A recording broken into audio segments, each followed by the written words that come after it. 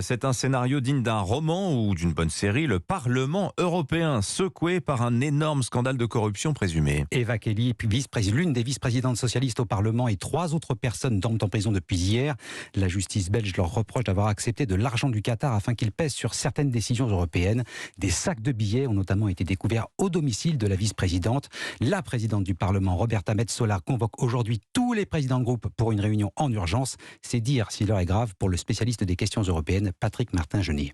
Ça n'est jamais arrivé depuis l'élection du Parlement européen suffrage universel direct il y a plus de 40 ans que des parlementaires aient eu des ennuis, notamment sur des financements illégaux, de mauvaises dépenses du Parlement européen. Mais là, on est dans une affaire de corruption. Bien sûr, il y a aussi cette présomption d'innocence, mais qu'une vice-présidente qui dirige des travaux, qui peut présider cette assemblée parlementaire, oui, en effet, c'est tout à fait inédit, c'est la première fois. Et enfin, inédit dans la mesure où ça touche de plein fouet le groupe socialiste du Parlement européen, parce que il y a pu y avoir des affaires de corruption, mais ça touchait plutôt la droite classique et l'extrême droite, et aujourd'hui, ça touche en réalité le Parti socialiste, ce qui fait qu'effectivement, c'est inédit et en même temps, c'est grave. Patrick Martin-Genier, spécialiste des questions européennes avec Thibaut Hu.